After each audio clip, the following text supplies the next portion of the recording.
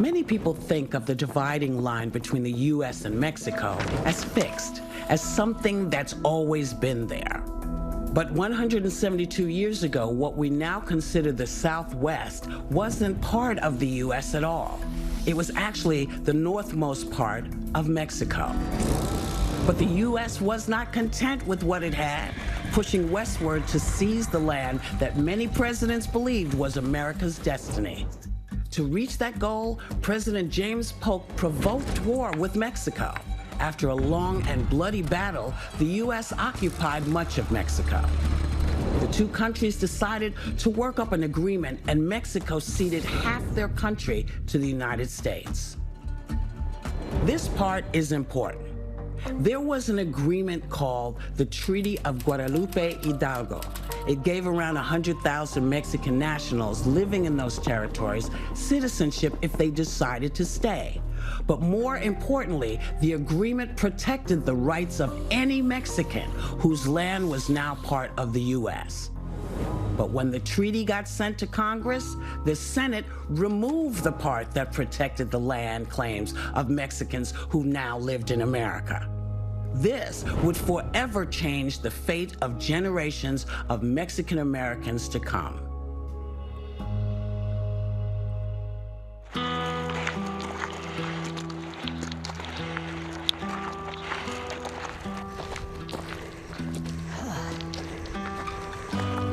Your body tells you when to stop. My family has settled this area for literally centuries. So we have very deep, deep native roots here.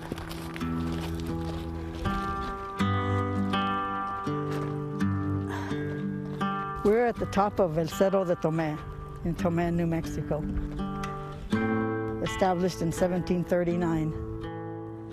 Our eastern boundary was the top of the crest of the mountain, the Manzano Mountain.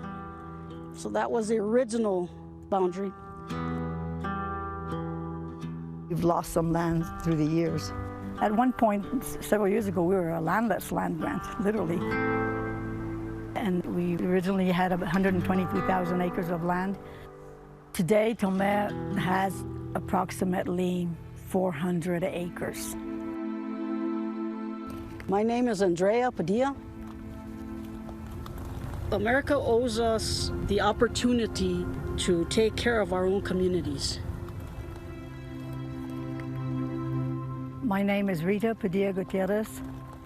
I think regaining some of our land back would be justice.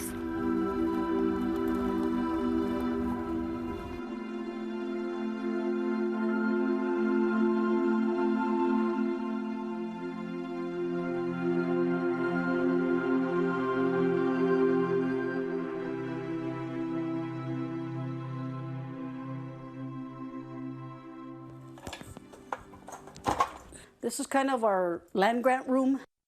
And here we have the patent signed by Ulysses Grant. This is the patent that was granted after the war with Mexico and the Treaty of Guadalupe Hidalgo to honor our land grant. And it's signed by Ulysses Grant, who was president at the time. Seal and everything granting us that our land grant would continue to be ours. So this is it.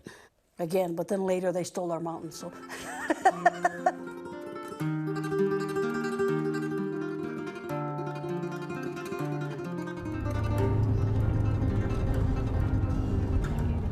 My name is Arturo Archuleta.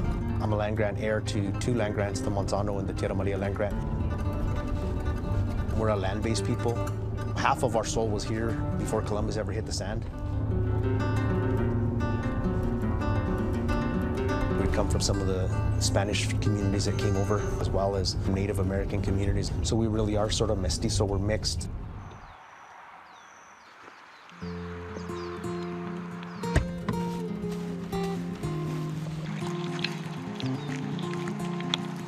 This was my grandfather's plot. So this is a traditional jacal house. On this side, you can see they actually used adobe. My dad grew up here, but then he left in the 70s, didn't have opportunities. That's the stuff that's hard to swallow when you're like, man, like this is something that was in our family and it belonged to us. And because the circumstances beyond our control, the loss of the commons, the poverties that created. This drives the work that I do, working with land grant communities and trying to get justice for our communities. There's a huge disparity here in terms of poverty, in terms of education. These communities have been left behind. The land grant and the treaty issues is probably what you consider the first Latino issue in this country, and it's still unresolved. What happened with Mexican Americans in some ways is a quintessential American story. We like to tell ourselves that we are a country of great values and that we follow through on the promises that we make. But again and again, we saw that the federal government would make promises to groups and then would just turn its back on those promises. When Mexico negotiates the treaty in good faith, assuming that all of its citizens' rights will be respected, what it doesn't understand is that for the United States, only whites have the right to full citizenship. And so the territorial governments systematically go about disenfranchising all Mexican citizens who they deem to not be white.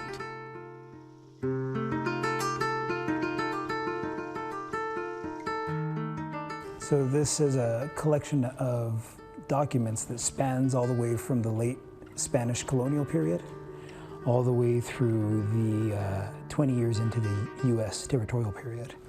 This grant goes from a over 400,000 acre grant to a 1,422 acre grant. So this is the 38,000 acres, and they're reduced down to about 4,500 acres.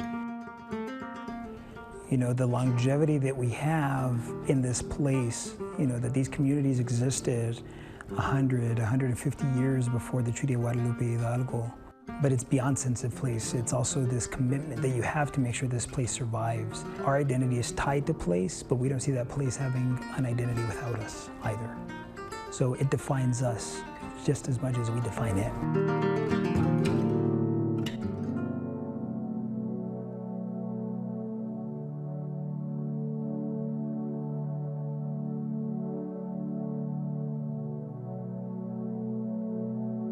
It hurt my father deeply because he fought to the very end, you know, telling people you can't do this, you can't do this. Once you sell your land, that's it. You're nothing. You lose your culture, you lose everything. This land should have never been sold. It should still be ours. So people who didn't have a lot of acreage other than that lost their way of life.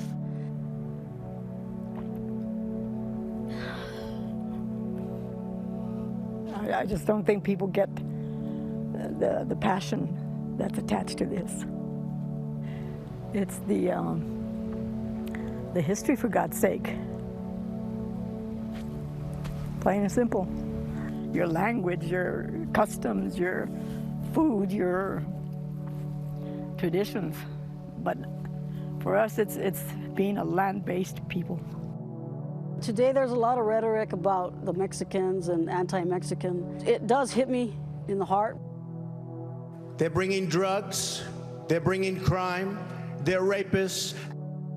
What happens when the vast majority of those people are dispossessed and that land is given to white settlers? The representation of Mexicans as these barbarous Indians, that's enunciated every day when we hear Mexicans described as rapists, murderers, and thieves. We always worked hard.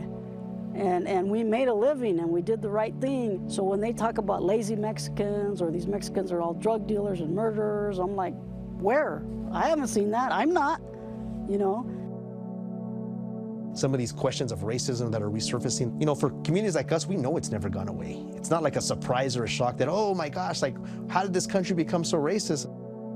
We've always felt it. We've always known it. We've been on the receiving end of it, either through the institutions, through the bureaucracies, or at the individual level.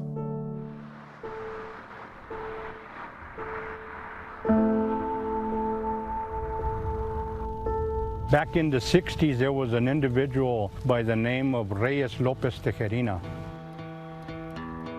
15 million Spanish Americans throughout the Southwest have a great reason to fight for the Treaty of Guadalupe Hidalgo. He came to New Mexico preaching the treaty and telling the people that they were going to lose their land. That kind of culminates in a courthouse, a raid, which ends up in a shootout.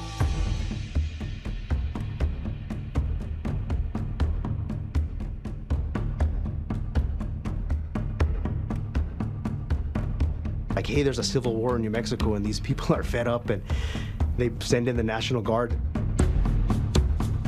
They put all the heirs of different land grants that were the followers of Tejerina in a corral, like sheep.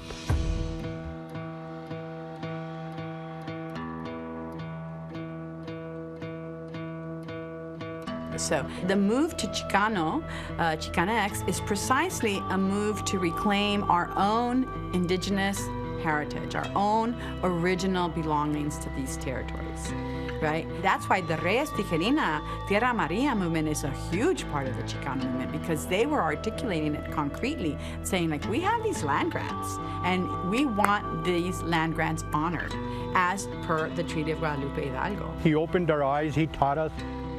And he always said, no, change the law. And we've always tried that.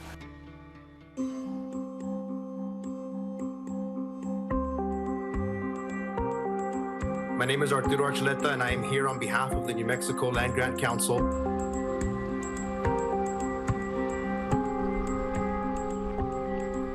So what the current legislation does is it would create a federal definition of traditional uses on federal lands for land grant communities, access to fuel wood, for example, to heat your home, access to pasture to graze livestock, and it would also require that the federal agencies work with land grant communities and consult with them. The dream of reparation would be that we'd get our land back. I also think our communities are due some type of a reparations in terms of a monetary compensation for all the hardships that they've endured. What that figure looks like to us, if we did a calculation, probably about $2.7 billion, not to pay out individuals, but to pay out our communities for community development and to buy back land. We're going to have a museum open to the public, the old jail where we think Billy the Kid spent one night. The idea is to keep the legacy alive, to not destroy and forget the history. We don't want handouts. We want to provide for ourselves. So justice would be giving us that opportunity to do that. I know that the hard work of my dad and my grandfather and my great-grandfather, that their blood, sweat, and tears, that's something that I have to make sure that none of that was for vain, and that their hopes and dreams survive on, and they survive on in my kids and their kids. We've always been here, and we're not going anywhere. This is who we are, this is where we come from, this is our land, and we're going to protect it, and we're going to continue to be here as long as we possibly can.